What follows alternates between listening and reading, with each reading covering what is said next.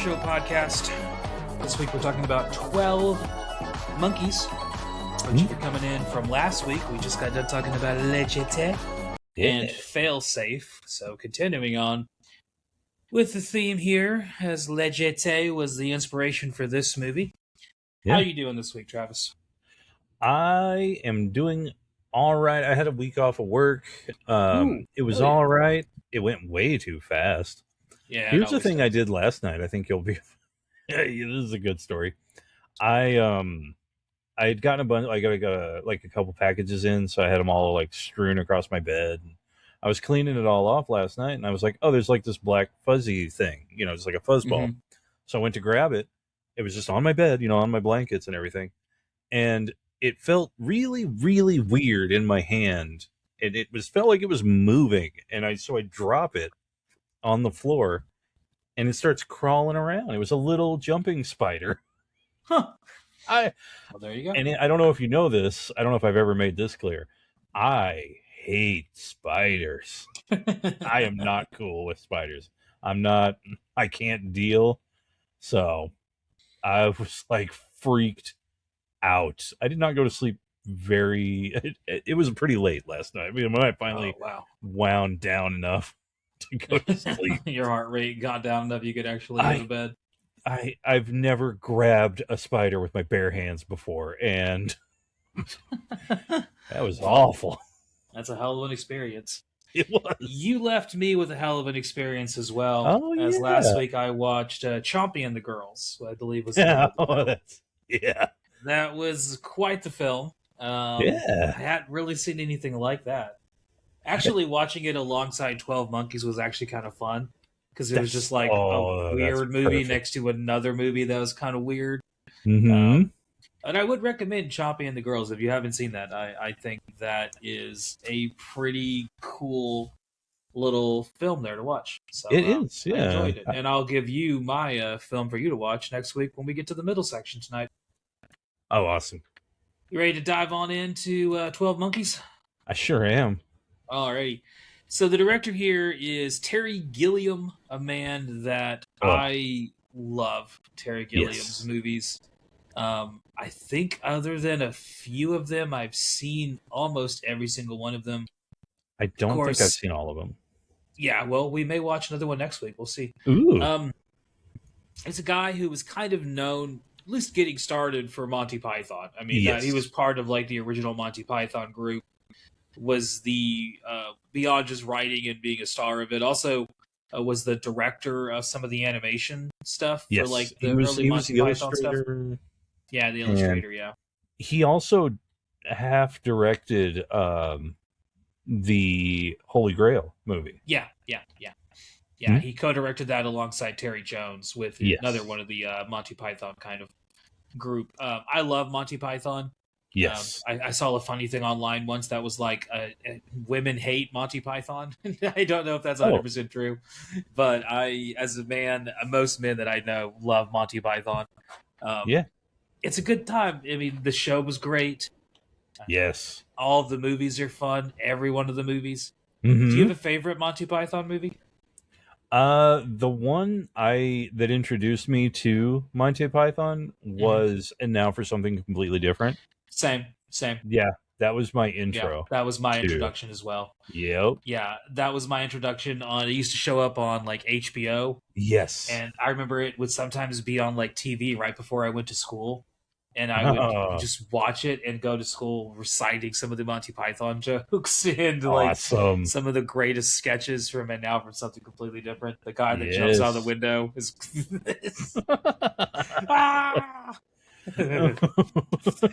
yeah. I mean, that's literally where, for the longest time before we did our little spin-off on Patreon, that was every 10 episodes we would do it, And Now for Something for Completely Different. Yeah. Just to kind of, because of that movie, because it had that much of an influence on my life. 100%. And that is mostly kind of like a continuation of the comedy sketch show that they were doing already before that. So like it kind of builds onto that. And a lot of their movies kind of continue in that vein until, I guess, like Life of Brian and Meaning of Life are some of the later ones. Those are also really great. But They are. I think of those, Holy Grail is probably my favorite of the I'm Monty with that. Python movies proper. Yeah. Life of Brian is Holy Grail. really good, though. Life of Brian is really, really fun. Yeah. Yeah. The Meaning of Life, I think, is underrated as hell. It is underrated. It's so And good. then there's the other movies that aren't Monty Python movies, but are kind of Monty Python movies. Yes. Like Time Bandits, Adventures of Baron Munchausen, where they're Yellowbeard. not Yellowbeard. I was going to say where they're not technically Monty Python movies, but a lot of the guys that are in it show up where you kind of just like... You know what I love about... officially Monty Python?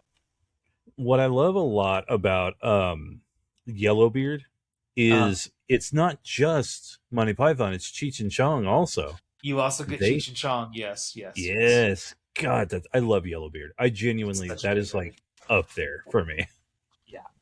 So Terry Gilliam's other credits involve, his first one is co-directed was Monty Python and the Holy Grail in 1975, where he was the writer and then co-director with Terry Jones. 1977, he would do Jabberwocky. I have actually never seen that movie. I need to. Every time I talk about it and read it, I'm like, I hear people have tremendous, great reviews of it. I got to sit down and watch it. Yeah. 81, he does one of my favorite kids' movies of all time, Time Bandits. Yes. Speaking about a guy we just got done talking about on the Patreon episode, fucking Sean Connery's in that movie. That's right. And Shelley Duvall. We talked about her a little bit too last time. Oh, that's right. Yeah. Tying all the knots in there, yeah. Time Bandits is a great movie. Don't open it, Mom and Dad. It's evil. Love that movie. Love Time Bandits. Oh, hell yeah. Dude. I don't know if that is a kid's movie, but I think of it as a kid's movie. I mean, I saw it when I was a kid, so... Same. To me, Time Bandits is like a little kid's introduction to... some of the Monty Python guys, because that's where I first remember seeing them at. Like, it was in Time Bandits. Then in 1985, he does Brazil. Have you ever seen Brazil? I have seen Brazil. God, that's a fucking crazy movie. That is an amazing movie. I was going to say, I kind of want to watch Brazil next week. Yeah. Honestly. Then, I think we should watch Brazil next week.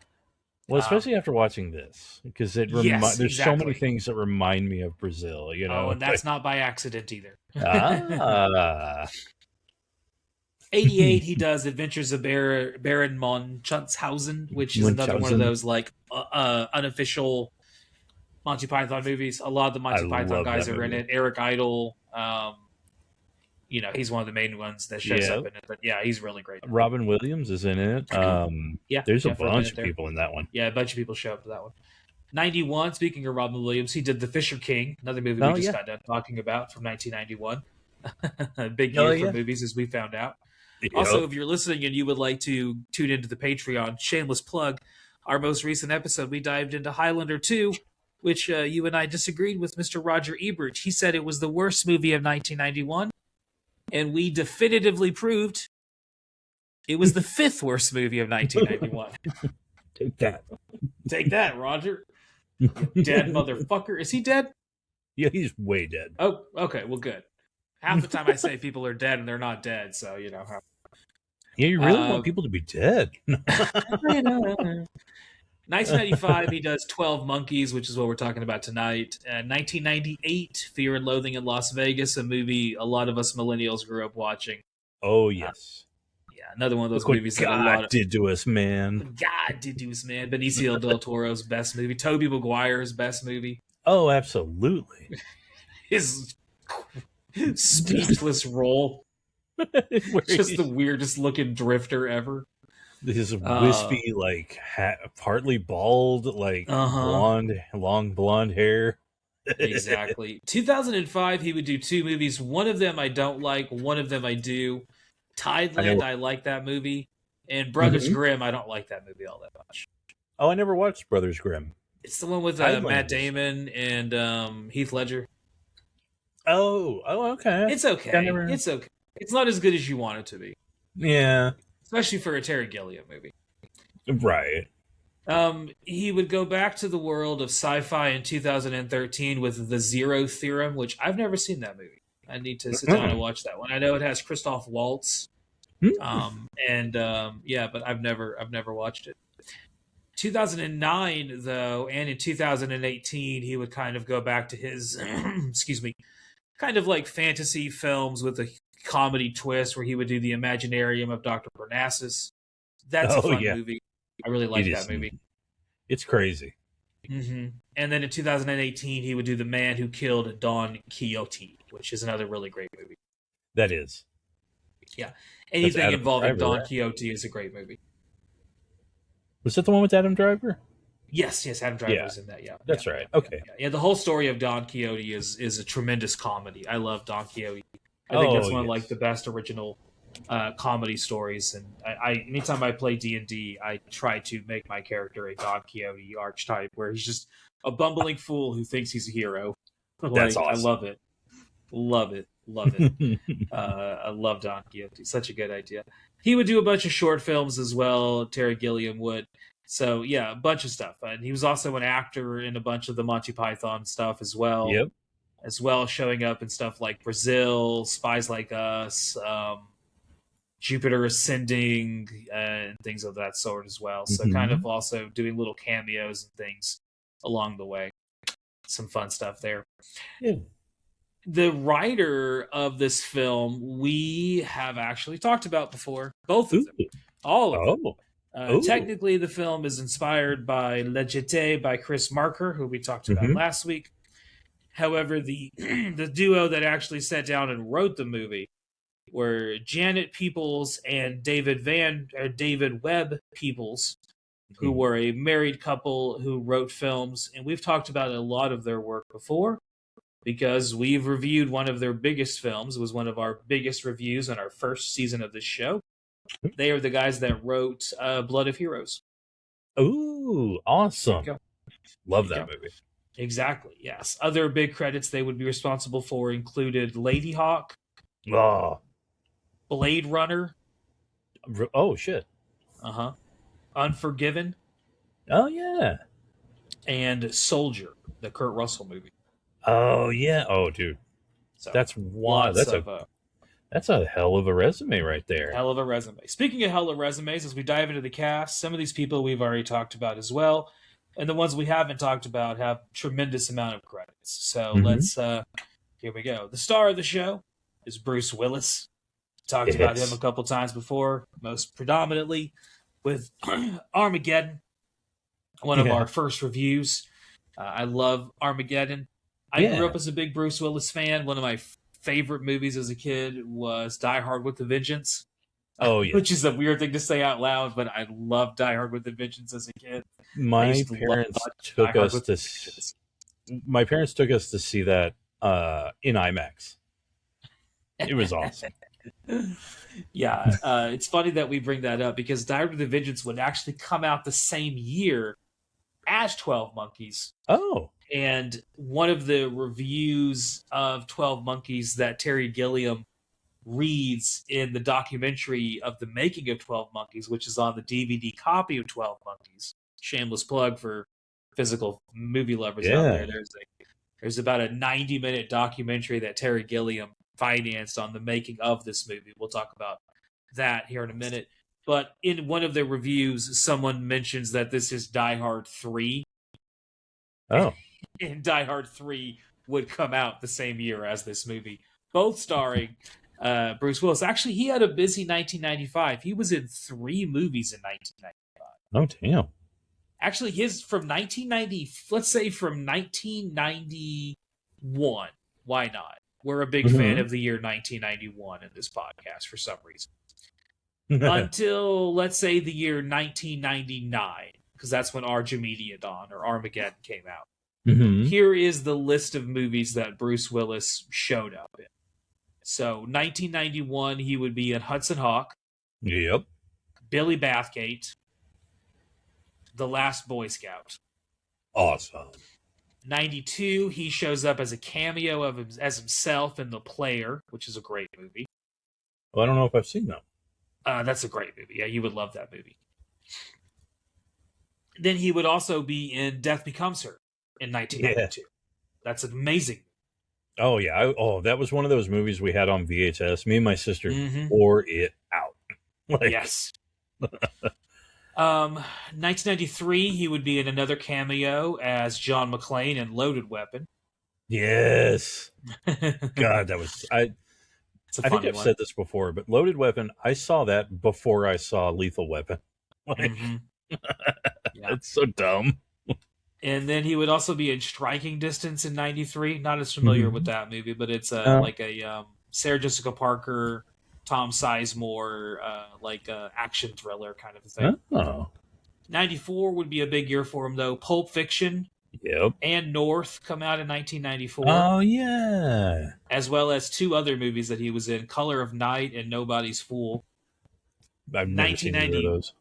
yeah, 1995, the year in question tonight, he would be in Die Hard with a Vengeance, 12 Monkeys, and Four Rooms. Oh, I forgot about Four Rooms. Four Rooms is great. Yeah. It is. God, The that is other, great. other Tarantino movie. Yep. Well, segment. Right. Because you also get 1990. like Rodriguez and. Uh huh. 1996, he would be in Last Man Standing. That's an No, underrated movie.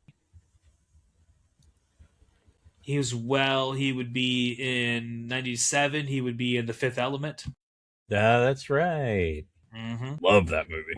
Yep. And then in 1999, 1998, he would be in Armageddon, The Siege, Breakfast of Champions, The Sixth Sense, and The Story of Us.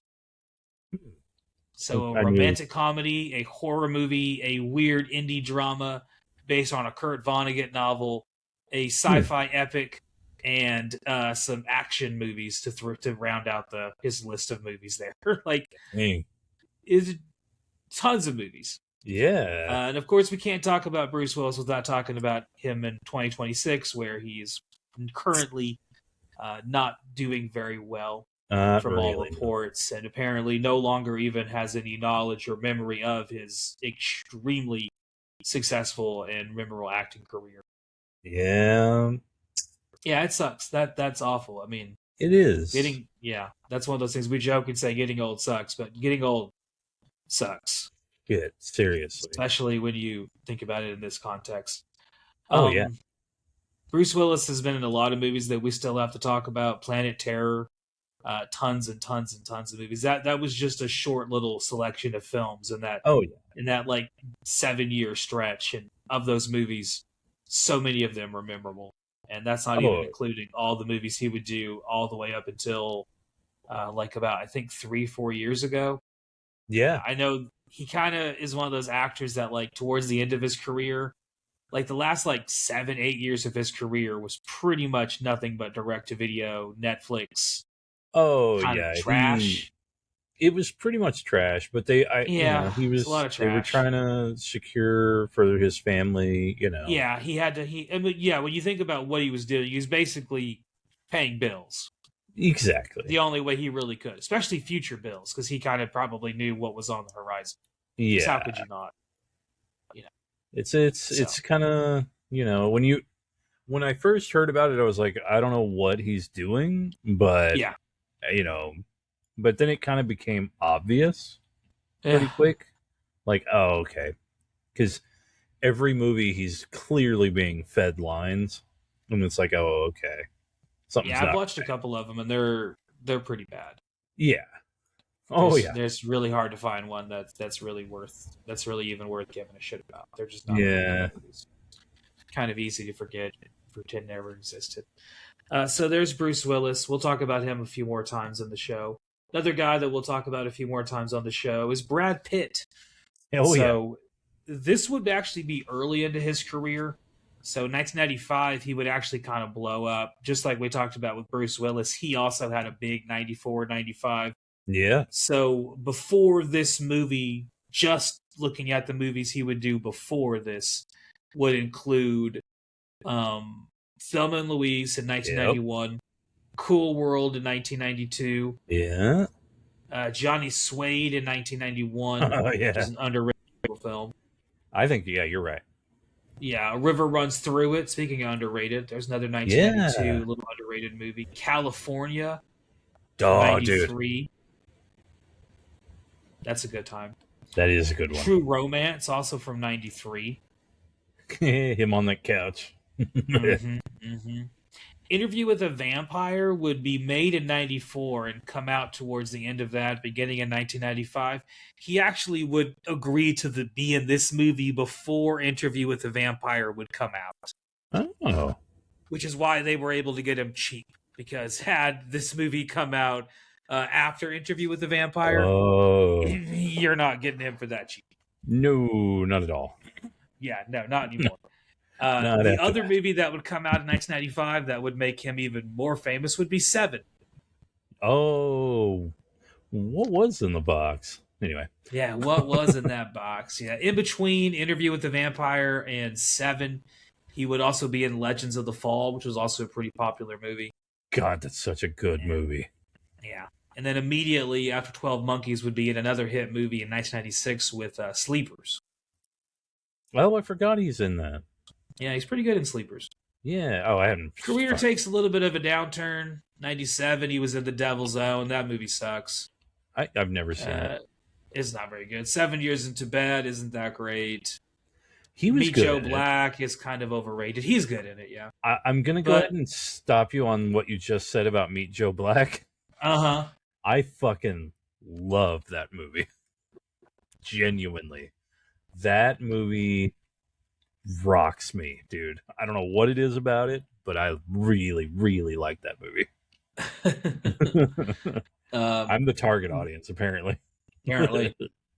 In the 2000s, he would kind of go back to doing things a little bit more risque to show his range with Fight Club and Snatch. Snatch Confessions is so of a Dangerous Mind. Another good one there. Troy, showing he could be an action movie star. And we've previously talked about him when he was the producer for The Departed. Yeah. Oh, that's right. He was the main producer there. We will talk about him again more directly with World War Z, where he would show up in, which is another movie that was post-apocalyptic in vein. So, amongst other things, he's kind of got in his filmography, as we'll stick to here, outside of the world of movies, notoriously probably known as not being maybe the best guy in the world. Yeah, unfortunately. Unfortunately. Playing his father in this movie is Christopher Plummer, who died in 2021. Another actor that has been in a ton of things, including Insider, Girl with a Dragon Tattoo, Up, Lake House, National Treasure, A Beautiful Mind. It goes on, and he was in 9, that animated movie that we'll talk about one day. Oh, that's right. He's in it tons and tons of stuff. Speaking of tons of stuff, the female lead here is played by Madeline Stowe, who was chosen specifically for her range and ability to do lots of different kinds of acting, which she, I think, steals the show. Absolutely. I hadn't watched this movie in years, and watching it now, she stands out as being really underrated in this movie. She's really good. She brings it the way like Brad Pitt is bringing it in this movie. Man, we'll get to that here in a minute. So Madeline Stowe is mostly known for being in Revenge, both the movie from I think it was the 80s or 90s, and then she was also in Revenge, the TV show, which was on for 89 episodes, bulk of the series, dude. She would also be in Bad Girls, that kind of Young Guns ripoff they tried to do that wasn't very good. She was good. Memorable, at least. She's good in it. That movie, I say, isn't good. It's another one of those so bad it's good movies. She was definitely one of my 90s crush actors, you know? Yeah, definitely. She was also in Last of the Mohicans, Shortcuts, Two Jakes, and Stakeout. Oh, yeah. Yeah. Playing the guy who basically kills everyone in the movie, ends the world, is David Morse, who is notorious for being a bad guy. He's just a great bad guy in everything he's in. Apologize for the sore throat tonight, y'all. David Morse would be in The Rock. There's a good movie with Nick Cage and Sean Connery.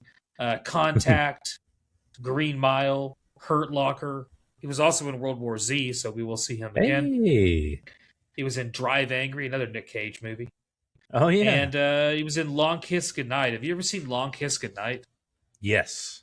Okay, With that's an insane movie. Gina Davis and Samuel Gina Davis and Jackson. Samuel L. Jackson. Yeah, I love that movie, man. Where she plays like a sleeper cell who gets activated and is like Dude. a assassin while being a stay-at-home mom. That is such a cool movie. Yeah, I think Samuel L. Jackson once went on record as saying that was his favorite character he ever played. Oh, that's awesome. It's the character from that movie, which makes a lot of sense when you watch that movie because Samuel L. Jackson is having so much fun playing it. Next up on the list is Simon. I forget his name is. I gotta look it up now. Oh, his name is all smudged on my writing. There you go. I'm like, I don't know what the fuck his name is. It's Simon something. Excuse me. Simon Jones. Okay, I was right. I was like, clearly, doesn't. That's not what his name is. Apparently, that's what his fucking name is. There you go. He would be in a bunch of stuff: Gilded Age, Downton Abbey, Hitchhiker Guide to the Galaxy, Brazil as well with Terry Gilliam. So we'll see him again, as well as being in Devil's Own with Brad Pitt, which is a terrible fucking movie. Yeah, it's Brad Pitt, Harrison Ford. It's not a good movie. Not a good movie. I never saw that one. Really bad. It's about the IRA. Oh. Yeah. That's Who let this IRA bastard into my bar? How's your mother doing? It's on the way out. We all act accordingly. It's such a quotable. It is a quotable movie. We got Bill Raymond, who would be in Michael Clayton, 10 episodes of The Wire, as well as Dogville, Summer of Sam, a Spike Lee movie, The Crow, as well as Chud, but not Bud 2. Or not Chud. Not Chud 2, Bud the Chud. He would not be in that one, which is a damn shame. Damn shame. Some other people that are in the cast that are uncredited. This was a weird little thing that I saw when I was going through the list of people here that were in the movie that are not credited as being. Is Christopher Maloney, I believe, plays an uncredited role. He would obviously be in Law & Order SVU as well as a bunch of other things. Do you want to know the thing I remember him most from? What's that? Wet Hot American Summer, where he plays He is fucking fantastic in Wet Hot American Summer. I love that shit. Yeah, I think that's like they're like doing the 25th anniversary thing of that soon. Which God, that makes me feel old every time. I'm like, Jesus. Yeah, because I remember watching that young when it came out. Yep, like, around when it came out. Yeah. Yep. Yeah, Wet Hot American Summer was another one of those HBO movies where I saw it the first time and didn't know what it was called. It just was like, God, I wish I could find that movie again. And then eventually found it and was like, oh, I will always remember the name of that movie now. Yes. Oh, God. Last person that was in the cast that just randomly is uncredited, he's one of the guys in the insane asylum, is Donald Faison, who would be Turk from Scrubs. Yeah. As well as Clueless and a bunch of tons of other credits. Yeah. But as most people, Gen Zers and millennials know him from is Scrubs and then the T-Mobile commercials that show up on like every other fucking commercial. Yep. Yeah. There's a bunch of those. So yeah, that is a little bit about the cast here. A tremendous cast. Like one of the best casts that you could really ask for in a film, especially a film of this size. As these guys are all here because of Terry Gilliam. He was kind of one of those directors who at this point in his career had kind of become known for being someone people really wanted to work with, a visionary, if you dare say. He would probably take offense to that, but I'm going to call him a visionary. Definitely has an idea of what he wants to do. And this movie is one of the few movies that he ever got to have final cut on. Oh. Yeah. You might mistakenly think this is a Terry Gilliam movie from the get-go. Like, he wrote it, produced it. Nope. He was a director for hire. He was a hired hand here. Oh. Yeah, so he'd kind of gotten his career started on movies that he had complete creative control over, and they completely bombed. And whenever that happened, he began to lose final edit. And so he didn't have a lot of control over his career in the films that people were making without his permission necessarily. The biggest problem there being with Brazil, which is kind of be his first real like attempt at doing something kind of ambitious that was taken away from him.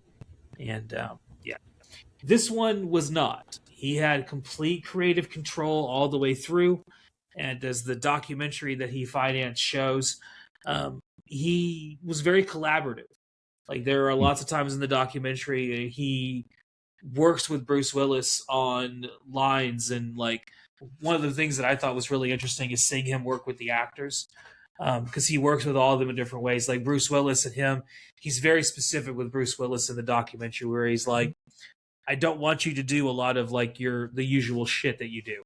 Like I don't do the Bruce Willis stuff, because as we'll get into here in a minute, Willis was not his first choice for this.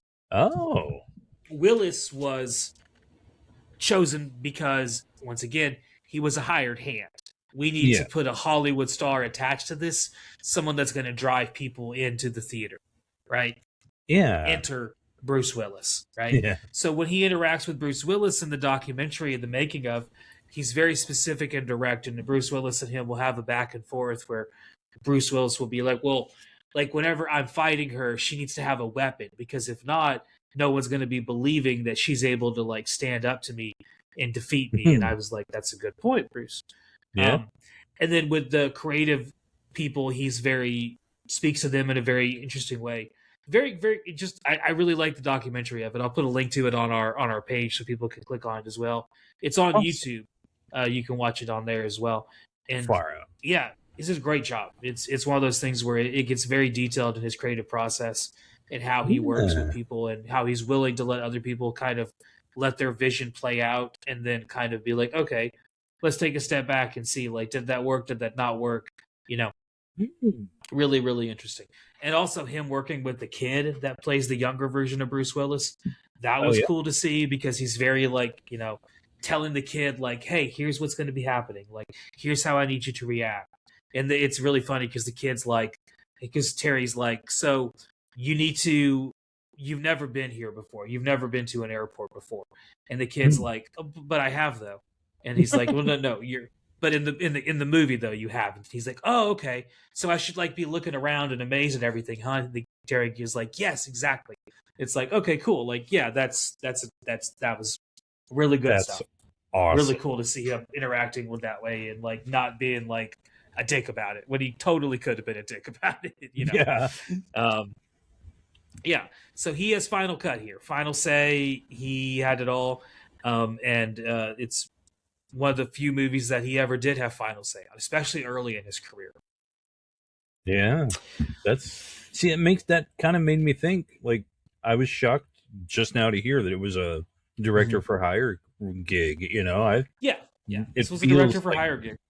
It just feels like him all over, you know? So yeah. Well, that's good. I can't confirm this, but I really feel like David Peoples and Janet Peoples, I really feel like their success with Blade Runner and with Blood of Heroes kind of got them into that looking for sci-fi influences, and then they saw Le Jetée, purchased the rights to it, and adapted it into this, because you could obviously tell the influence, but it's a completely different movie. Oh, yeah. Well, that became way more clear when I watched it this time as well, after watching Le Jetée. Yes. That was one of the things I was going to say. Like, yeah, the influence is there, but it's its own movie.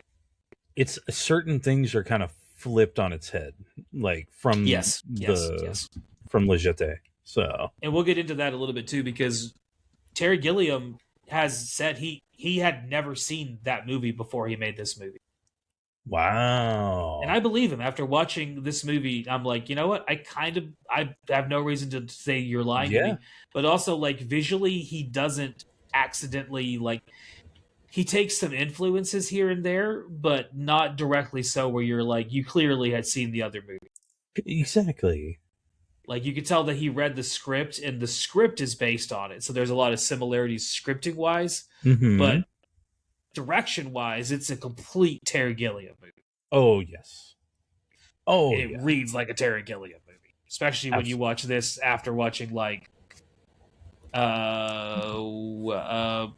fucking I would say like definitely Monty Brazil. Python, Mhm. Brazil, or if you watched the Hunter S. Thompson film he did, whose Oh, name the is escaping me right now, Fear Fear and and Loathing. Loathing. It Yeah, has a lot of visual similarities. Yeah, a lot of absolutely. kind of motifs that are carried through. I You love mentioned Brazil. We've talked about Brazil a couple times. That's what drove him to this project. Was it kind of had a lot of similarities to Brazil as he was reading it. So Ah, as he was reading the script himself, he was seeing Brazil as kind of a forefather to this movie. mm-hmm. So it kind of was one of the things that drove him to it. Now, when we get into the cast, like I said, Bruce Willis was not the first person they had in mind. Originally, they were leaning more towards a couple other people. One of them that the director really wanted was Jeff Bridges. Oh, I thought would have been an amazing choice. I'm trying to picture it, Yeah. and I think it could work because I'm thinking like a little bit Starman, a little Mm-hmm. bit like Yeah. a little bit Tron, Yeah. A little like bit. Yeah. You could definitely do that. Now, the yeah, production studio producing this film said no, they didn't think he was a big enough star to secure a box office. So blasphemy. the other guy that they threw out was Nicolas Cage, who was also big in '90s at this time. They wanted a Ooh, big action movie star. They wanted people to feel like this was not an action movie, but like kind of like an actiony sci-fi movie, yeah, which is kind of fair. It has a little bit of that element to it. yeah, At a certain point, it does kind of become like a sci-fi, like chase around the planet through time thing. So it's kind of got some yes. actiony elements. So yeah, Nick Cage was tossed around. I think Nick Cage would have been an interesting choice here. It definitely would have. Oh boy, It would have been a there's some. different kind of movie. It really would have. Other guys they had in mind were Nick Nolte. Oh, Yeah, Nick Nolte. interesting. Nick Nolte. Another one that not much of a movie's not a big enough star to get people to come out, but Blasphemy again. and then apparently they pitched it to Robert De Niro, who also said no. I could see him definitely saying no to this. Mm-hmm. In fact, the only person that Terry Gilliam already knew that he really wanted to work with was Madeline. Oh, really? He thought that like she would be the perfect person for the range of emotions that character has to go through in the script. From Yeah. going from like stoic, like empirical evidence scientist to like converted believer and like, Yeah. falling in love with this crazy person that she's met along this way. Yeah, like, her story is an interesting one. Yeah, It really is. that was the main person that he knew that he wanted her. Yeah, I Same can't thing, see that. Brad Pitt. They didn't know if Brad Pitt could do it. They actually, in the interview process in the documentary, they actually show you some of Brad Pitt's early attempts at like auditioning for the role, and Yeah. Terry Gilliam even then is a little bit ambivalent. He's like, he possibly, like Oh. I think he was kind of like an investment. Like they probably saw like, week 7 is going to be huge. Interview with the Vampire is going to be huge. Like Yeah. if we get him here, he's going to, a lot of people are going to want to see it because it's the next Brad Pitt movie. I can Which, see that. good fucking idea because it works Yeah. out. As we'll get to when we talk about how much money this movie made, because it made a shit ton of money. So yeah, Brad Pitt was one of the offers, one of the choices. Now they didn't know if he could pull off this kind of jittery character role because it was not something he had done before this. He Yeah. had kind of broken his teeth on doing other very different kinds of roles, either kind of like Yeah. laid back stoner dude Yeah. or kind of like mellow police officer, detective, burgeoning on action movie star, but Yeah. not crazy person Oh, jumping yeah. all around like a maniac kind of a thing. Hadn't shown that range in 1995 yet. And Well, one of the ways that they were able to do it was they sent him to a coach to help him with his dialogue and speech, to help him get that kind of stammering and stuttering down perfectly, of a person who's trying to talk faster than his brain can keep up with. Yep. Which is something that, like, if you if you know someone who has that problem or who has that problem, then they have a cadence to their speech that is hard to mirror without having been around them before. I worry I do that sometimes. Myself as well. Yeah, and then the other thing they had to do was to help that shaking and that stammering is they tried to get him to act, and that apparently he was having a hard time replicating those feelings, and so Terry took his cigarettes away. See, that's the one thing I know. That's the one behind the scenes thing I've heard. Took his smokes away, and Brad was apparently jittery as fuck after that. So I bet. Yeah. And it's also fun good times. for him, you know? Yeah. And his performance in this movie went on to be revered, as he would be nominated for an Oscar, which he would eventually lose. Yeah. And he would also be nominated for a Golden Globe, which I think he won the Golden Globe. Oh, cool. But yeah, he wouldn't win his Oscar until his movie with Tarantino that he did. Oh, gotcha. With Once Upon a Time in Hollywood. Yeah, that's what he won the Academy Award for. Yeah. And the other Oscar nominee for this movie would be Julie Weiss, who was the costume designer, which I completely understand because this had a hell of a costumes. Oh, it's the costumes are so awesome. Like, Now, one of the interesting things on the behind-the-scenes making of the film is, well, two big things. One is Terry Gilliam would get almost killed in the middle of making this movie.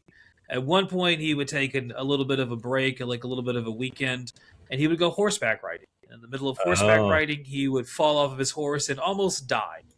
Have concussion. So the rest of the documentary, he's got like a giant black eye and bruise, having to be helped walking around. Yeah. So suffered a lot for the creation of this. As well, the other big thing that kind of, was going on behind the scenes is he wanted the movie to be intentionally ambiguous. So he actually screened it to a lot of his friends. I'm guessing some of the Monty Python guys, as well as other filmmakers in Hollywood and in England, and was intentionally asking them for if they could understand the ending clearly, because he did not want that. He wanted it to be intentionally ambiguous. He wanted you to come away with this from this movie talking in your car with your partner, your boyfriend, girlfriend, friends, whoever, having that debate over whether or not he really is trying to save the world, or is he just a crazy person and all of this stuff is existing in his head. I think they took away some of that ambiguity now that I've watched it now that I haven't watched it in a long time, like I said, but watching it now, the ending of it definitely takes away some of that ambiguity. I will say there is one thing of ambiguity for me, and we'll get into that when we get through there. Yeah. But there is one thing where I'm like, I'm still not sure about one thing. Makes sense. So, yeah. Cost here was $29 million. It made $168 million. Dang. Huge fucking hit. Yeah. Huge hit.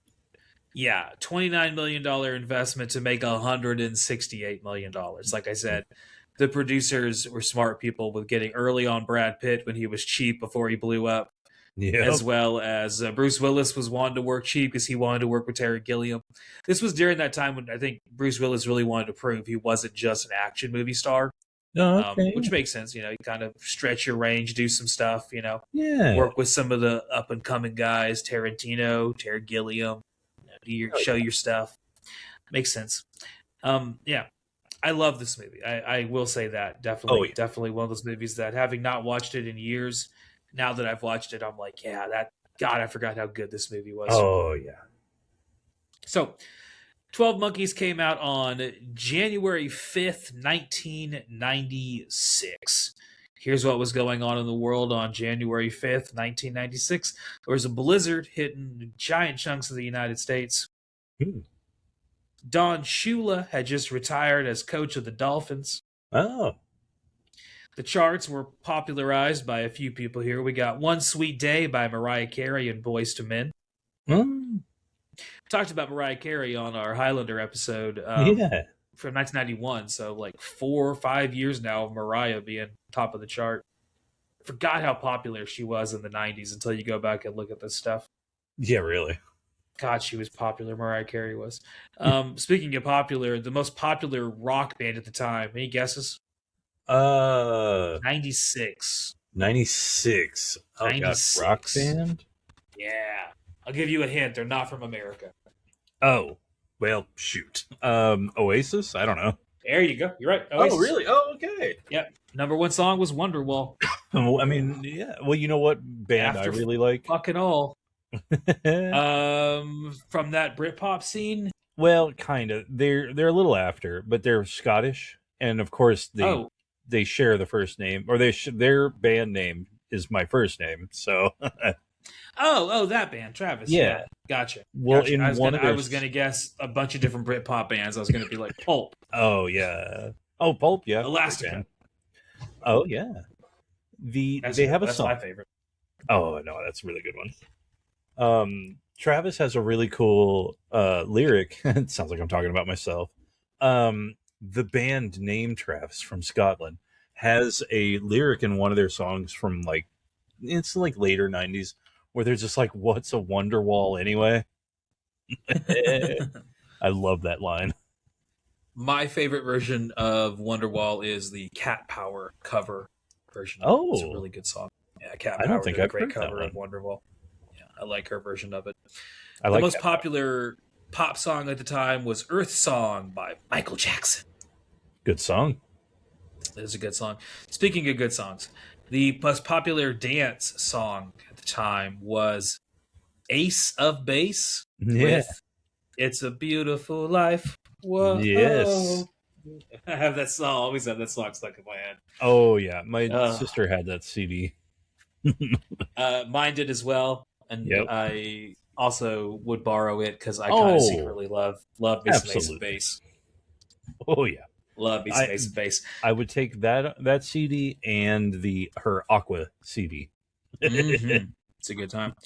It was. Top 4 movies in 1996. This was a good year for movies. This was a good day for movies, rather. January 5th. Number 1 movie, probably pretty clear with that hell of a payday, but it was 12 Monkeys. Yep. Number 2 movie, Grumpier Old Men. There's Walter again. Talked about him last week. Yeah. Mm-hmm. Number 3, Jumanji. Oh, far out. Jumanji, yes. An amazing movie. The sequels are terrible, but the first one is really good.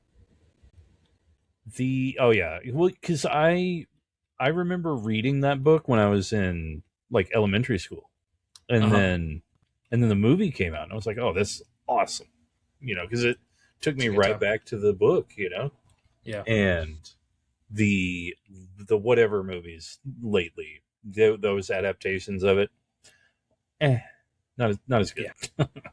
Not as good. Yeah. Speaking of not as good in adaptations, the most recent Toy Story movie is just hitting theaters today or around this time we're recording. Ooh. And in 1996, Toy Story had just hit theaters as it was the 4th movie in the charts there in 1996. I'm pretty sure Toy Story came out in 95, so still up there at the beginning of 96, though. That was still a big success. Killer movie, though. Oh, yeah. It was an amazing movie. Yeah. Speaking of amazing movies, we're going to take a little bit of a break and come back and talk about the plot of 12 Monkeys. But before we do that, Travis, it's your week. It's my week to give you some movies to choose from here. It is indeed. So I have 3 here. Ooh. 3 films. 3 films for you to choose from. And these are selected based off of what we just got done talking about, which is the cast and crew of 12 Monkeys here. Ooh, interesting. And I didn't at all just pick these up as we were talking about the movies and just, incorporate them. No, not at all. Definitely. Not at all. I would never do that. I come prepared at all times. Oh, we're about integrity here. Integrity, yes. Integrity. When you think of our podcast, you should think of integrity. Isn't that the name of a car? Anyway, no. Yes, sure. Maybe, I don't know.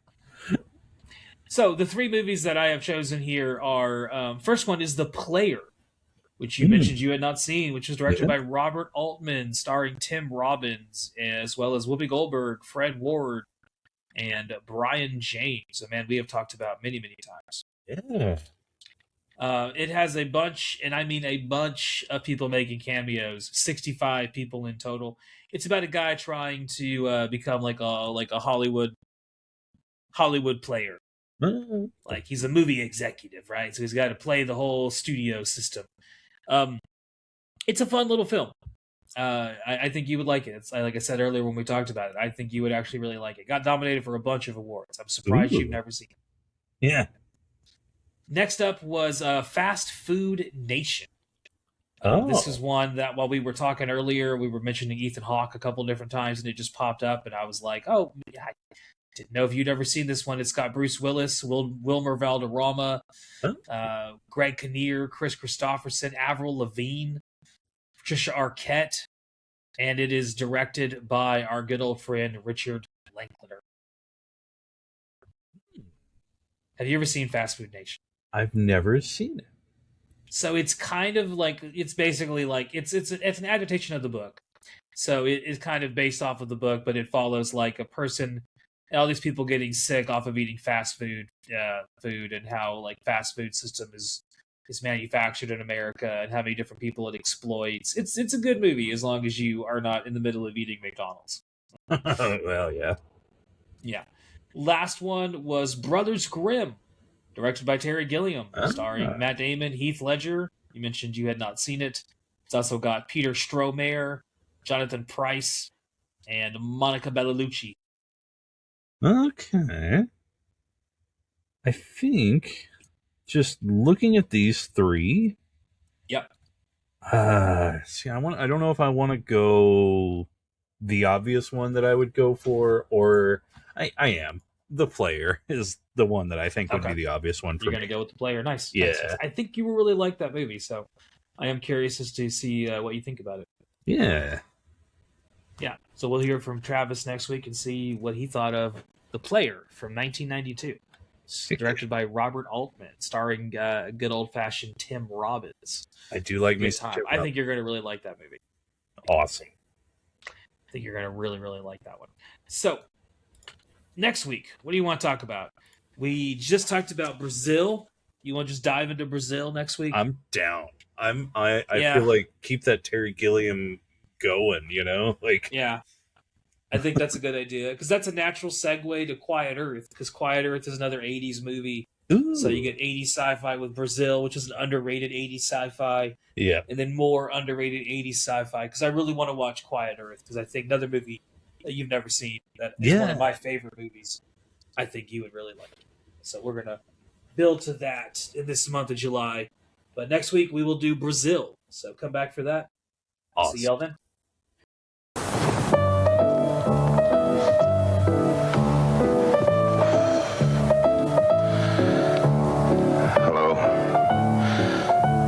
Orson Welles. I direct films and act in them. What we're always trying for, of course, is perfection.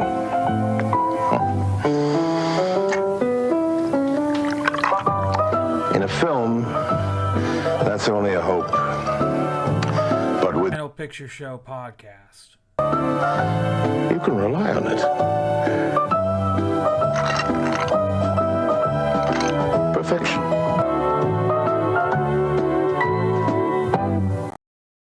Alrighty, so before we jump into the plot, we actually have a bit more background to get into. We, keeping in the theme of the movie, we shot for 1995 and ended up in 1990.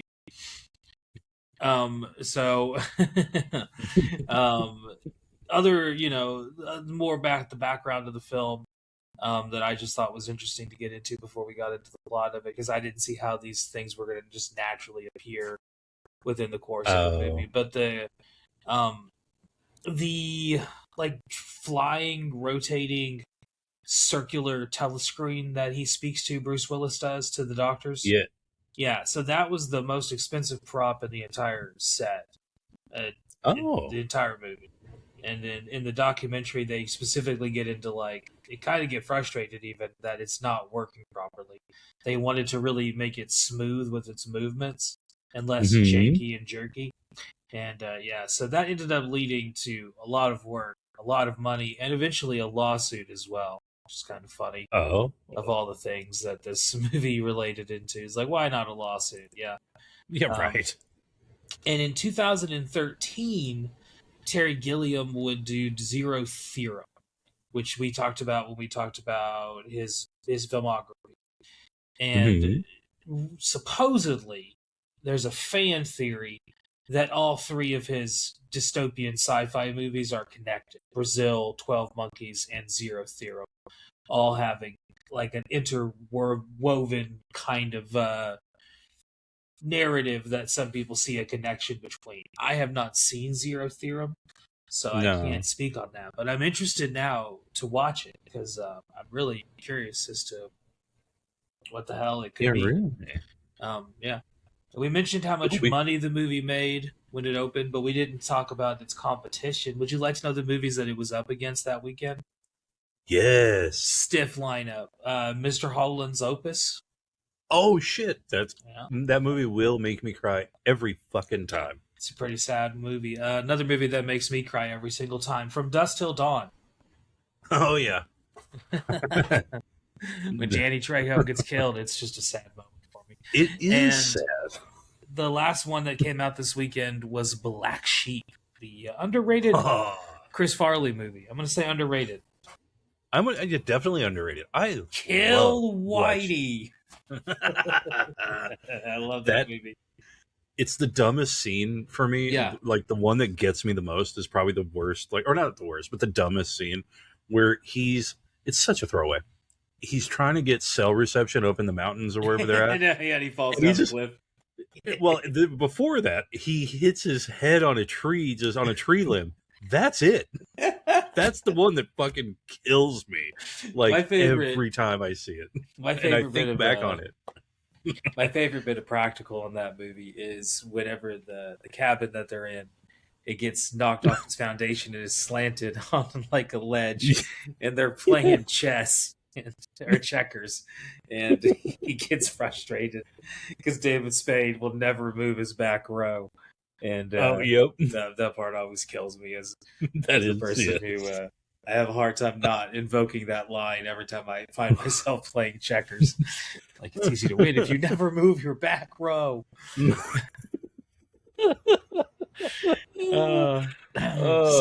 yeah, God, I love that movie. The last thing that we'll talk about before we get into the plot is the TV series. So this did result in a TV series being eventually developed. Have you ever watched the TV show? I never have. I totally forgot about it. I haven't either. I knew it existed. I've got it saved on like one of my things that it was streaming on. I forget what it was. Oh, yeah? Yeah, it's one of those ones that I've always intended to watch, but I never have. It's like over a decade old now. I think, it ended in 2018. Oh. So it started in, I think 2014, 2015 it started. So, yeah, it's already kind of come and went. And apparently Madeline Stowe does show up in one of the episodes. So it does kind of seem like it has some kind of continuation of the world that this movie created. So that's interesting. I have to check that out one day. I have never actually seen it before. I am curious about it. There's so many TV shows. That's right. The thing right now is like there's so many TV shows. Like Game of Thrones just started. I'm watching that. I'm trying to get caught up on a bunch of other stuff. There's just so many shows. It's hard to find room to just throw another one in there where it's like, here's another one. Yeah, I'm not even like Ghost is one of the shows I'm keeping up with, and it's fine. It's funny, but like that's mainly it. Like I'm not really keeping up with any shows anymore. You know, Game of Thrones is like the only one that I will watch Game of Thrones every week. Is it that new one? House of Dragon. Yeah. Yeah, is that good? I hadn't watched any of it. It's if you like the books, you're gonna hate it. If you are entertained, luckily I don't know how to read. Luckily for you, I don't know how to read. If you're not interested in the books and you just want a fun time, it's a good time for that. Yeah. It's got some fun moments. It's got Matt Smith from Doctor Who. He looks like a fucking Final Fantasy villain. He's walking around. I just nice. Every time I'm watching it, I constantly am just in my mind singing from the songs from Final Fantasy VII. It has nothing at all to do with that, but it is hard for me not to, because so many of the characters are like slender, black leather wearing goth boys with white hair, and it's like, yeah, well, that's Sephiroth for you. So it's hard not to see that connection to myself there. Well, anyway, let's dive on in. Truth be told, we actually had to take a pause, like we always do, but this time we actually took a whole pause because we ran out of time last time to squeeze in this discussion about 12 Monkeys. Didn't want to try to jam it in when it didn't fit. Hey, yeah. So so instead, I can't believe I didn't get that quickly. Yeah, it'll come around to you. We're talking about time travel, right? So, right, we've taken a bit of a pause, and in the interim, in the day that we were gone, a few hours even rather, a lot changed. The Supreme Court today decided that birthright citizenship is upheld. So, hey, if you're born in America, you're a fucking American. And where did they get that from? The goddamn Constitution. Oh, that oppressive thing. Yeah, it was sad to read that, like, of the justices, of the 9 of them, like, only 5 of them took that to be truthful, and I was like, that's scary. It's all some of very y'all scary. read that sentence from the fucking thing and were like, that's not what I think it means. Like, I hate lawyers. Oh yeah. If you're listening and you're a lawyer, I'm sorry, but hey, I will say I listening. definitely. I know, well, I guess it depends on the kind of lawyer, but like defense lawyers, you have nothing but my praise, because regardless of, why you're doing it or whatever, it's so important. But whatever that is, like this thing, and I don't know. There's some things where I'm just like, no. Wow. Let's go from one hellscape to another. Yeah. This movie begins in the not too distant future of 2035, which, based on where we're going right now, I can see us ending up underground in 2035 because the virus has killed off 99% of the global population, and some of us have to be voluntold to painfully travel through time as well as go into the environment and get things while being almost attacked by bears. Yeah, exactly. So, the premise of this movie is pretty much a kind of a familiar one. The year is 2035, and it tells you all this at the beginning of the movie in some wonderful, wonderful font style. That the movie, it's been 29 years since a virus killed 99% of everybody. Everybody except for the 1% is dead. Billion people. 5 billion people. Yep. Jeez. And the remaining few are underground.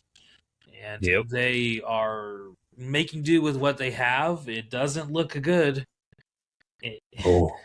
And the prisoners, the people that live there, the main one here, played by Bruce Willis, is James Cole. And I believe we're in Philadelphia or somewhere in Pennsylvania. Yeah. His mission, because he's told by the scientist, is to go and collect some. They want like strains of the virus, I think, right? So they can like study it, figure out how it came to be. Yeah, they're trying to get like a pure strain of it, like yeah. So it kind of gives like a framing device for the dream repeating time travel narrative that we saw in Le Jetée. It kind of gives it like a little bit more of a context. In Le Jetée, we don't really even know what caused the end of the world other than it happened. And it was a virus of some sort. And we need to go back in time to figure out what we can do to stop it. Yeah, I mean, because I guess they were trying to figure out how to stop it, right? Like they're trying to figure out, they're trying to figure out what the 12 Monkeys has to do. The 12 Monkeys terrorist group, as they think it is, how they unleash the virus and how they could potentially get like something that they could do to stop it by going back in time. Yeah, that's kind of the premise. Is basically let's go back in time and stop this, get information on this group and try to stop them before they can. Because it unfolds because he goes up to the surface and he's around what I guess I don't even know, like just these building, like New York, I guess, or no, you said Philadelphia. Yeah, he's in Philadelphia. And they see, I don't know the difference. That's on me. But like, yeah, there's because he sees on the what, like on the it's writing like the graffiti that's like, yeah, it's got like 12 monkeys. 12 monkeys did everywhere. this. Yeah. Terry Gilliam in the documentary, he gets into like what the idea of 12 monkeys is supposed to symbolize, and it kind of represents it at the beginning of the movie with them all, the big circle that starts with, they're all just kind of like, if you have like, a box of monkeys, Gen Z listeners have no idea what the fuck we're talking about, but there used to be these toys called like barrel or boxes of monkeys. Yep. And they were just plastic monkeys, and they would all interlock arms, and you could just try to make the longest chain of them as you could. And that's kind of the idea here, is that all the monkeys have to follow orders, and if they do, then everything is the way it's supposed to. But if one monkey is monkeying around, and the whole thing begins to crumble. And so that's kind of what Bruce Willis's character is supposed to represent. He's the one who monkeyed around. He isn't following orders. He doesn't just kind of do what he's told sometimes. And some of that is active choice, and some of that is just him like backwards ass falling into it. But hey, we'll get into that more and more. So that's kind of the framing device that the movie goes into. It is a virus has killed everybody, happened 29 years before where we start, and we're going to use Bruce Willis and send him back to time against his will more than often to try to figure out what this group 12 monkeys has to do with anything, because they keep seeing this spray painted everywhere, as well as to figure out like how they could potentially stop the situation that they ended up in, because it's less than ideal. It's very dystopian. So the first time he gets sent back, they plan to send him to 1996, and they fuck up. And he actually ends up in 1990, and he ends up in a completely different city. He ends up in Baltimore instead of New York or Philadelphia or whatever the fuck they were trying to send him to. Well, it's like that voice said to him, science ain't exact science. With science ain't exact science, is it? Yeah, I love that line. So we also learn that like potentially he is not the first person that they've done this to, where they've sent him back in time and completely fucked up the location. Or that's a voice in his head that he is completely making up. And I like how the movie kind of like gives you a little bit of reason to believe both could be true. I like that. So he gets back to 1990 and immediately gets his ass arrested. Like immediately. Oh yeah. Well, because I think, didn't they say that he was like a violent? At the beginning he fought a few cops, like put like a few of them in the hospital. Yeah, because the scientists that are from the future, they're like talking the guards were like, why is he restrained? And the guards were like, he caused all this. He took people out. He's a violent guy, and they're like, hey, you're not gonna hurt us, are you? Yeah, I was gonna say that we kind of skipped over that part, but like the main reason that he doesn't like say no to this is alluded to because he has like a pardon that they're gonna offer him. Yeah. So like, if you do all this, we'll give you a pardon, which is basically meaningless. He's you're no longer a prisoner. Look what you get to go. But, like, it's still a shitty world. Like, like, what's the difference? Exactly. So so he gets arrested and then gets put into a psychiatric hospital after we meet Madeline Stowe's character the first time we meet her. And this is kind of another theme that borrows from Le Jetée, where he sees her and something about her triggers this image in his mind that he's seen her before. This idea of like having seen her before is one that we'll return to, and one that Le Jetée does quite a bit as well, where like he's constantly obsessed with this image. Same thing here. And it's the exact same image. It's the day he saw a man die, and that man ends up being himself. Yep. Yeah, I'm going to take one little pause real fast to get a drink. And look yeah. Let's get...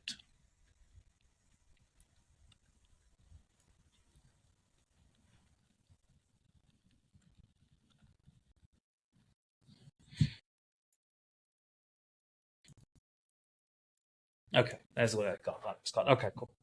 So this whole idea that they kind of underline that they're getting into is basically just deja vu. The whole idea that like you've been there before, which I have experienced in my lifetime. Oh yeah, There have been a few moments that all I've the time. like I've been like I feel like for whatever reason like an uncanny way of being like I've been here before. It doesn't happen very often, but it's happened like a couple times. So, do you know what causes that? Uh, no. It's sort of like a misfiring because you have two different hemispheres that are doing like two different things basically Uh-huh. in your brain. I should have said that part first.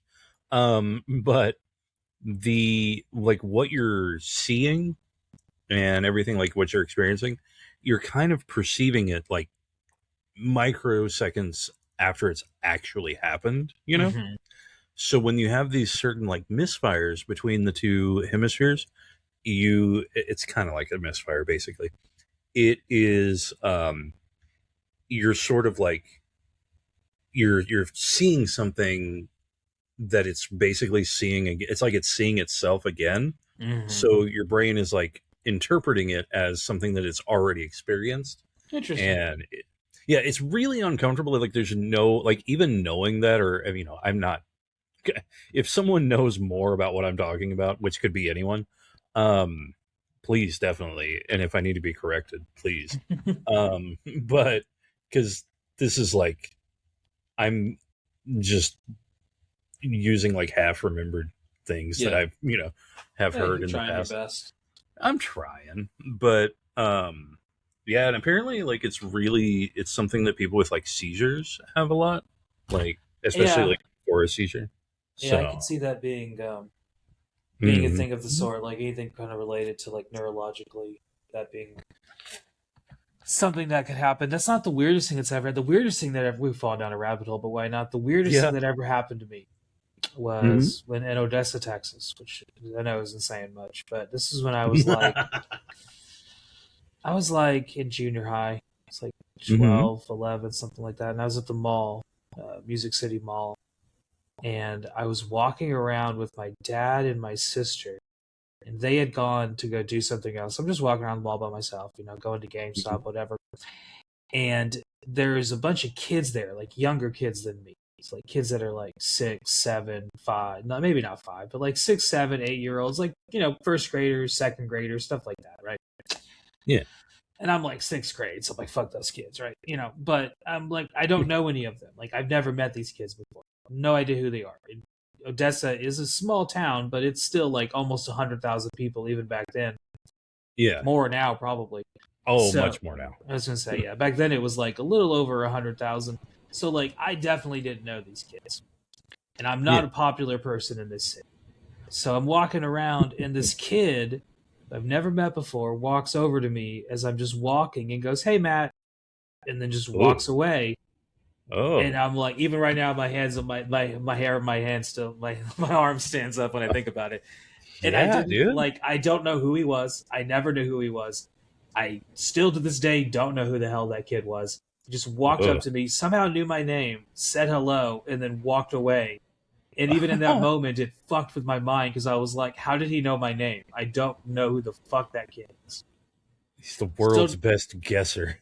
still have no idea how. Matthew is not an uncommon name, but like, nor is it a But super uncommon name. But it was yeah, like of all the names, it was weird. It was a weird situation. that's Still one of those things weird. that the weirdest thing that ever happened to me. I was like 12. Is that kid walking up to me and just being like, "Hey, Damn. Matt," and I'm like, I should do that because if you roll the dice, you're bound to be right occasionally. You Oh just walk up to yeah. someone and be like, "What's up, Chris?" And they'll be like, "Fuck, how did you know?" Just That would be good.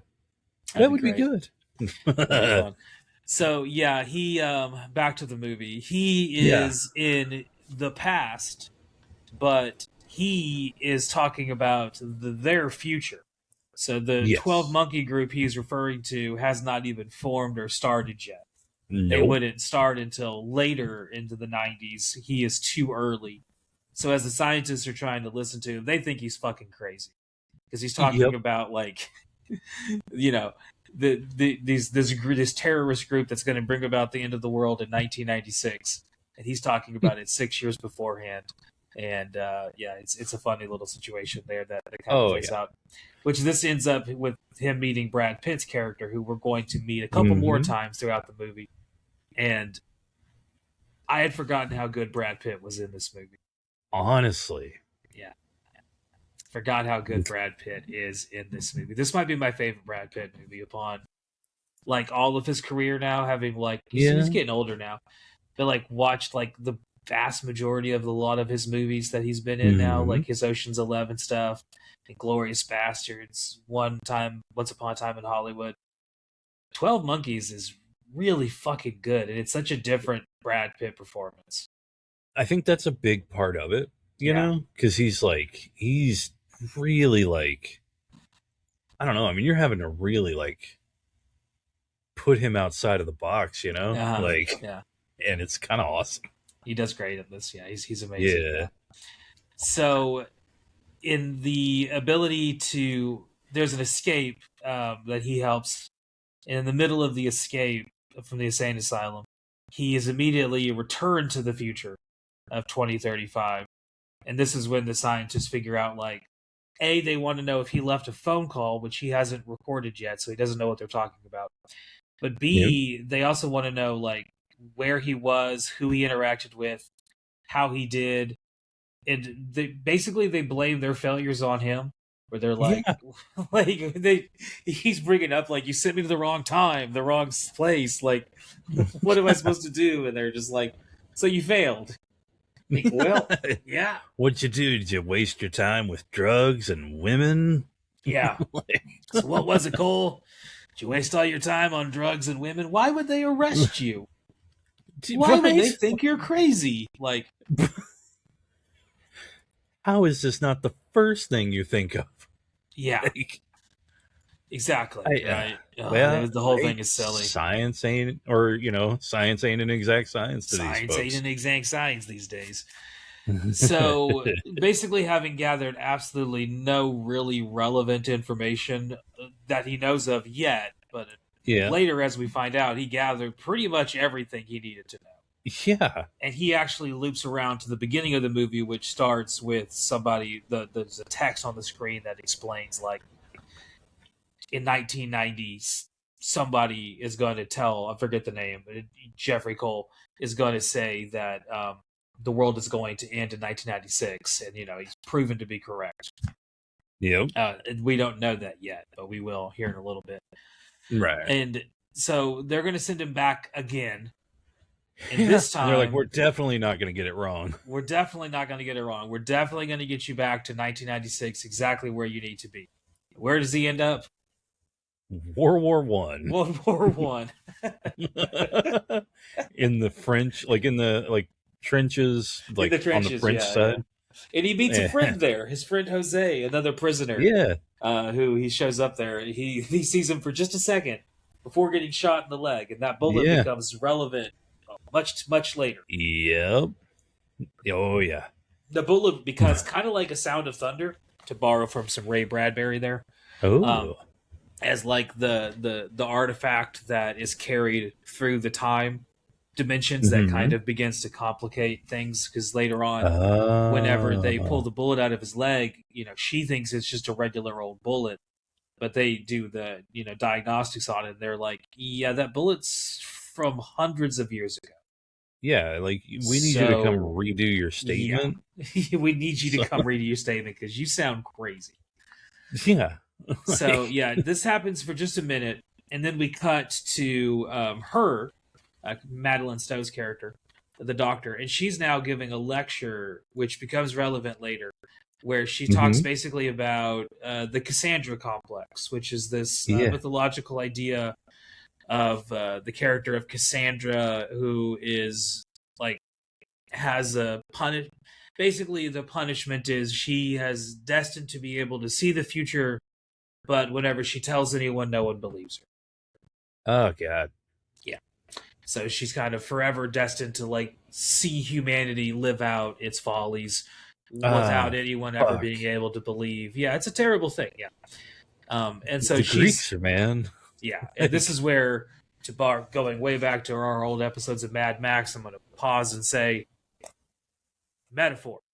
Um, yeah, she ain't talking about Cassandra Complex for no fucking reason. Yeah, it's kind of related to the whole idea of the movie, which is interesting because she actually just makes it connected to it by basically kind of becoming a little bit of a crazy person herself by saying that like she believes this guy and from the 1990s who said the world was going to end because it is. Yep. So it's kind of funny that she yeah, go ahead. Yeah, like, and I was gonna say her acting, like what she's doing in this part is so good. Like, yeah, she's amazing. You can, she's unhinged. Like, it's yeah. She basically has to play like a different character every time he comes back. Oh yeah. So yeah, I could see why Terry Gilliam was like very insistent on like I want her. Like everybody else around her, we can change. She's got to be the main one here. It sucks that she didn't get nominated for an award because I think she definitely, yeah, seriously, she kind of is like the centerpiece of this whole film. Honestly, yeah, kind of keeps it on the straight and narrow. Well, and her performance. Speaking of on the straight and narrow, one of the beginning her of the performance, movie, the whole little the beginning of the movie with the text, all of that was added in to give the movie a little bit more logic. As one of the things that the test screening revealed is a lot of people didn't understand this movie. And so he wanted it to be a little bit more clear. And we'll get into that here in a little bit when we get to the end. One of the things I dislike about this movie is the choice at the end. One of the choices at the end I really didn't like. I wish they just would have left it out completely. Anyway, we'll get to that here in a little bit. So yeah, like I said, lots of collaboration here that he was working with, and so I really like his work with Madeline here. I think she does this is what I think her best movie she's ever been in. Oh, big time. So she gets kidnapped by what you think is just a stranger, but we kind of know it to be Cole, and he reveals himself to be her as well. And this is when we find out about the bullet in his leg, which becomes relevant later. And we also figure out that he's still looking for the Army of the 12 Monkeys. And now we get the connection that the Army of the 12 Monkeys might have something to do with the son of a famous scientist, Dr. Leloid Goins, who is played by Christopher Plummer. Yes. And that kid, that son, just so happens to be Brad Pitt's character that Bruce Willis has already interacted with.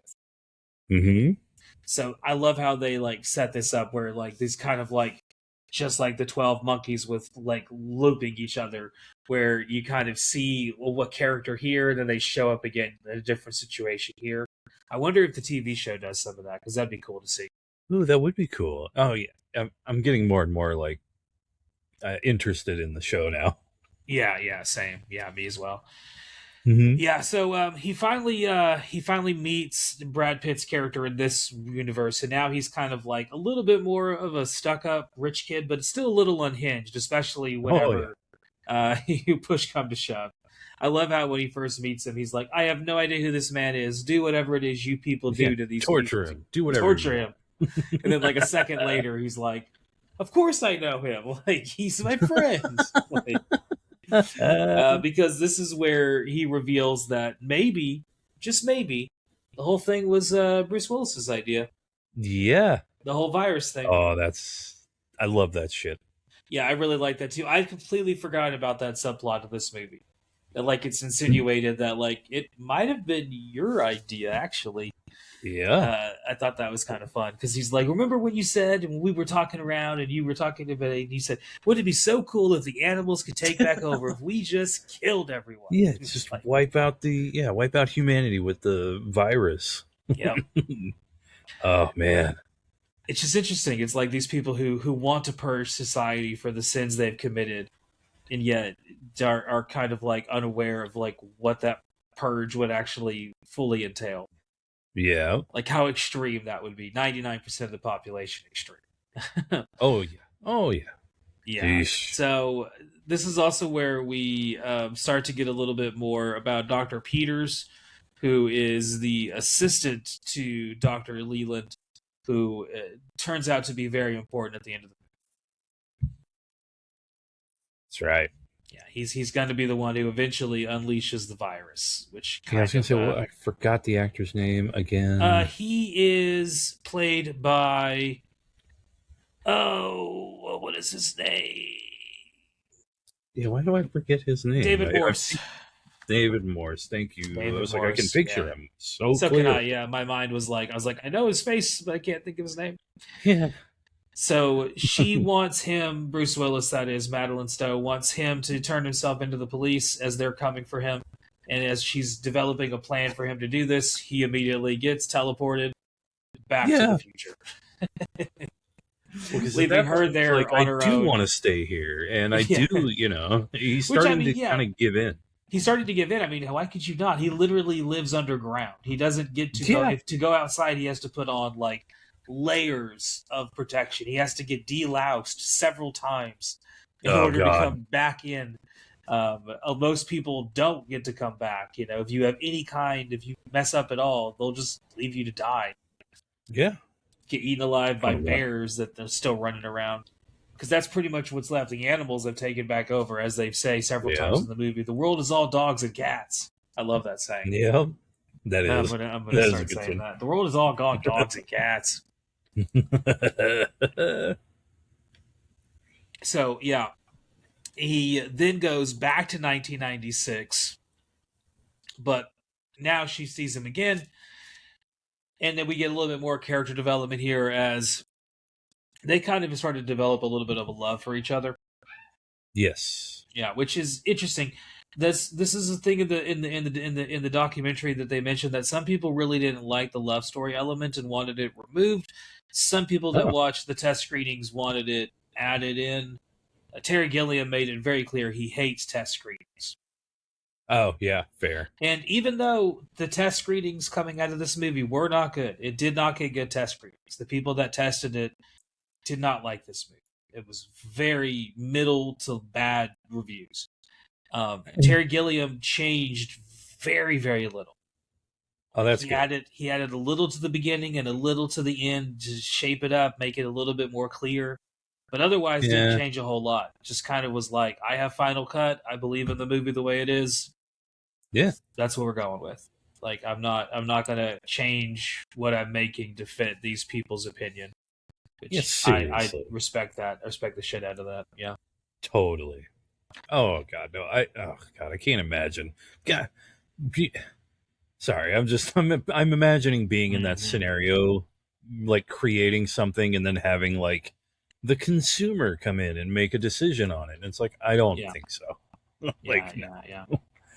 So at this point, she believes that he's delusional. Like he believes he's kind of delusional. Like the whole thing is that there are no 12 monkeys. We're wrong about everything because the group that he goes and tries to, that he thinks the 12 monkeys is the address that he has. Because that's one of the reasons they send him back is because he's good at remembering things. Yeah. This is where the phone call gets brought up. Because earlier in the movie, they ask him, like, they play him this really distorted voicemail. And they're like, what were you trying to say when you left this voicemail? And he's like, I don't know what you're talking about. I didn't leave a voicemail. Yeah. I couldn't even get a phone to call anybody. Now is where the voicemail becomes relevant because they decide they're going to sneak away to the Florida Keys, get on out of here. But before they do, she leaves a voicemail at the place that the cleaning company, yeah, the number that he was given and told to report in on, which in 1990 was a woman's house. She was cooking food, and now it's a cleaning company. But the voicemail that she left, he can recite it word for word because he's already heard it before. So he immediately knows, like, shit. Like, well, their whole idea that, like, oh, this isn't real. Like, we can escape it and get out of here and get stop this loop from happening. They're kind of beginning to see that unraveled when they're like, okay, well, that voicemail though, yeah. So they basically have decided like the world is going to end. Fuck it, like let's go to Florida and just enjoy ourselves. They have so many of these moments where like they're on the bridge, and it's taking a long time, and then the cab driver is like, haven't you, it's about the damn 12 monkeys, and then Yeah. listen The to it, and cab he was like, driver oh, part's like, that's what it's about. So there's that moment of listen relief to the there. radio this morning. Yeah. yeah, they get happy. They're like, we did it. Like, basically, they think, oh, it was just a bunch of kids who just wanted to let out the animal, let out the giraffes from the zoo. It's not a big deal. Because that's what happens in the movie. Brad Pitt's group had basically, they kidnap his dad and hold him for ransom and release a bunch of animals from this testing laboratory and zoo. And they're running amok all over Philadelphia, which is causing massive delays in traffic as they're trying to get to the airport. When he gets to the airport... That's a cool twist. Yeah, I was going to say. Once he gets to the airport, we get that immediate deja vu. Where he's I've seen this airport before. And she's like, all airports look the same. Yeah. And he's like, yeah, okay. And then she goes to go get the tickets.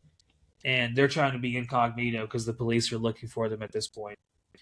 Yep. As well as maybe some people from the future are looking for them as well. Mm-hmm. Because as he goes and makes a phone call, for about 5 minutes, he goes and makes a phone call. It's like the 12 monkeys, or it wasn't them. It was not. You guys got the wrong guys. All this, all that, leaving a very detailed message. And then he leaves, and his friend Jose runs into him and is able to recite the message. And he's like, "That was just 5 minutes ago." He's like, 5 minutes ago in your time, 50 years ago in mine. Yeah. Yeah, they just got done putting it together. Just got done putting it together, yeah. So he gives him a gun and basically tells him, you have to be the one to kill them. Do it. At this point, he's already gotten his pardon. He's already gotten everything from these people that they could ask him for. And yet all he wants is just to be in this moment with her. Yeah. Which is kind of where we get the references to La Jetée as well, which is just that search of happiness, if even for just a moment. That's all he wants is just to be happy. And unfortunately, they know what's going to happen because she is able to piece it together. Whenever she bumps into Dr. Peters, she recognizes him from whenever she gave her speech earlier in the film. Because he was one of the guys that came up to her and commented on the speech and was asking her some questions. And so she's like, why the fuck would he be here? And then she sees in the newspaper that he was the assistant to the Dr. Leland Goins, who the 12 monkeys had kidnapped, and immediately she's like, 2 and 2 together. He's going to be the one that does it. And how does she calls him an apocalypse obsessed something? And I was like, an apocalypse obsessed something. Yeah, something like that. Yeah. And I was like, oh, I feel attacked. Yeah. So his whole thing, he basically has a suitcase that has these vials, which have the virus in them, and they're completely see-through. You can't see them. They don't look like there's anything in there. So the fact that the police ask him to take him out, and he is happy to do so, knowing that he is spreading it everywhere the moment they open up the vials. Even sticking it under the officer's nose, get a smell. See? No odor. Yeah. See? Isn't that beautiful? Oh, he's very happy with himself and the fact that he's about to kill 5 billion people in the world. Seriously. Yeah.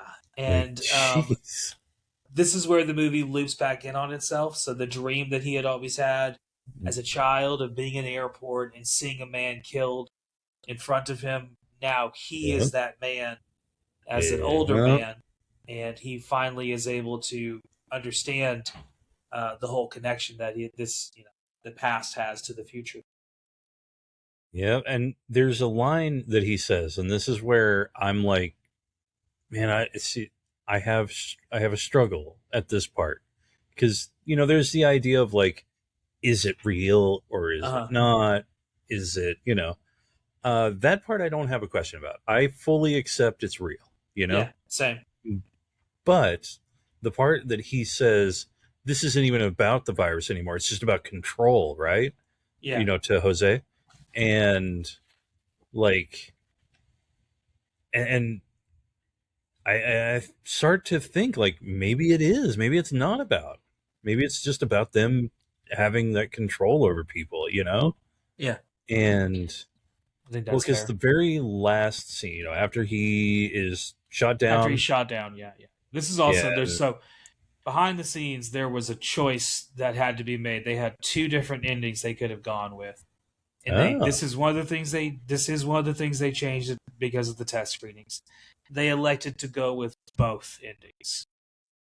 I would have not done that. No.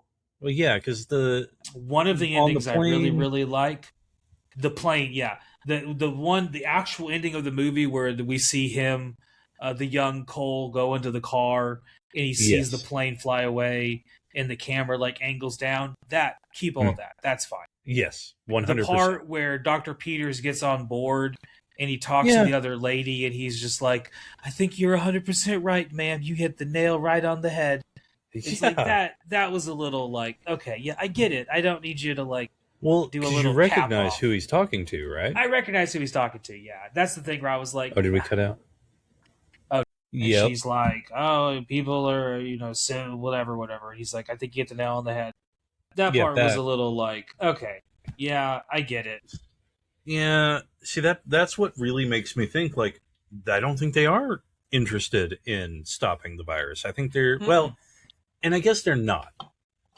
No. You know what? Now that I think about it, the more I think about it, they're definitely not about stopping the virus.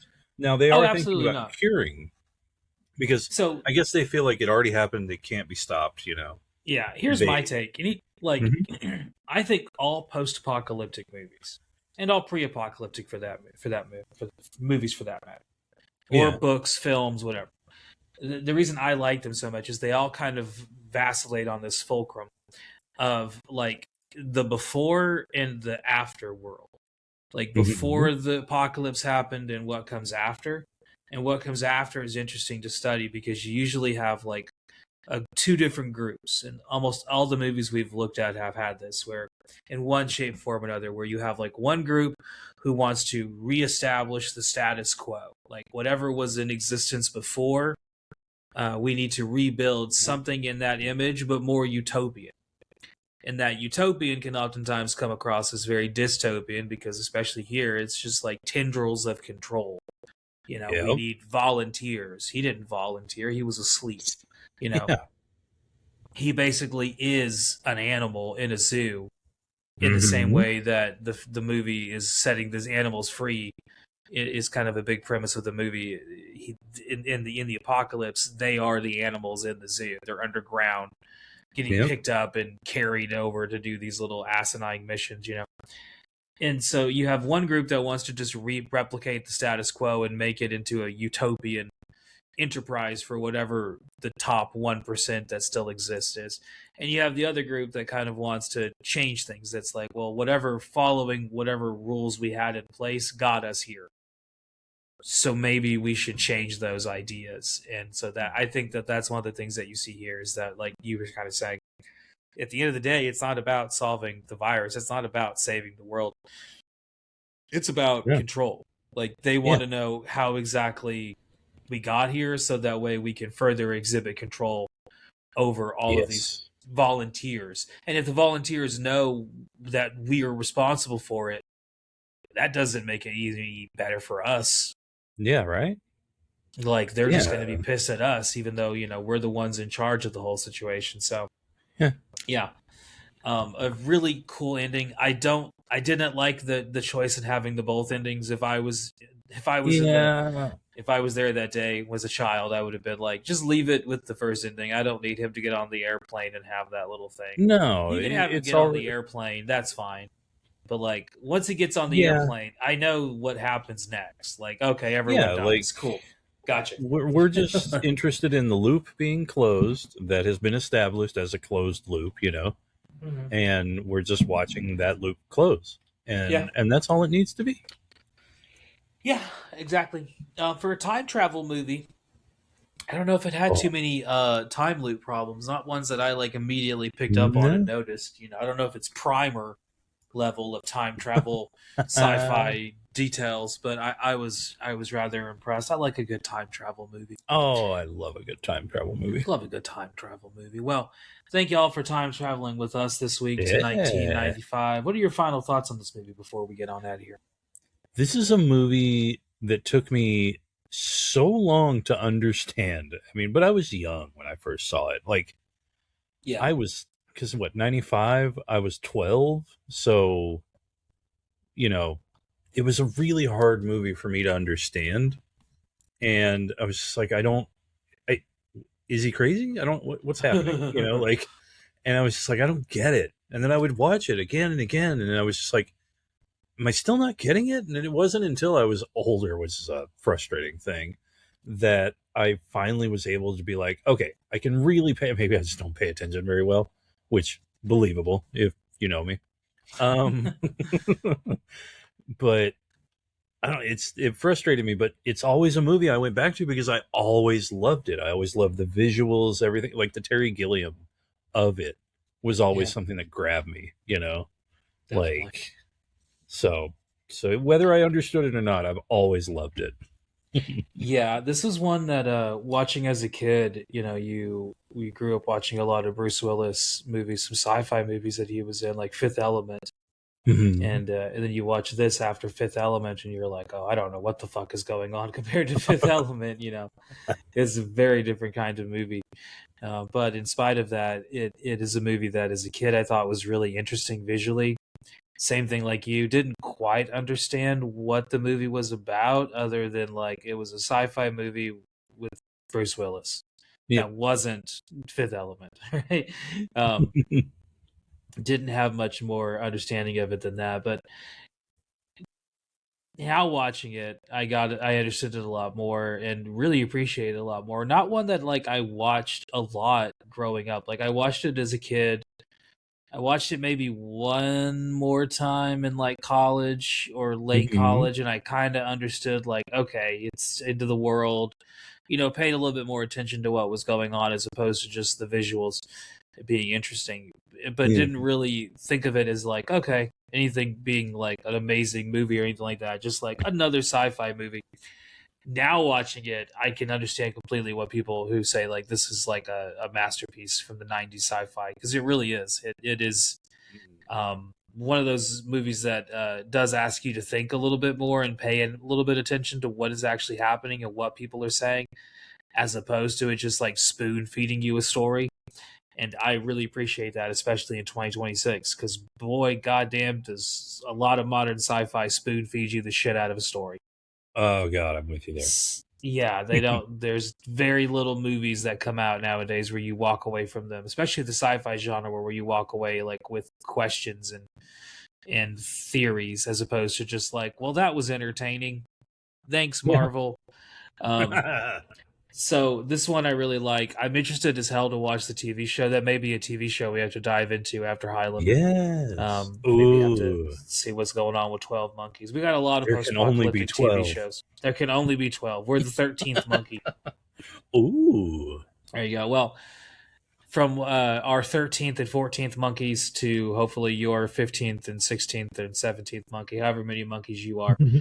Thank you for monkeying around with us this week. We'll be back next week to talk about Terry Gilliam's other big sci-fi movie from 1985 called Brazil, which is a movie that I really, really love. Another movie that I watched as a kid and did not understand at all, but one that I watched a lot more of than I watched 12 Monkeys. So I have a different appreciation for Brazil. So we'll be back next week to talk about that. We'll see y'all then. Bye. Take it easy. Hot damn, college boy. Thank you for coming and watching the show this week. Every single week, we come back and talk about a post-apocalyptic movie.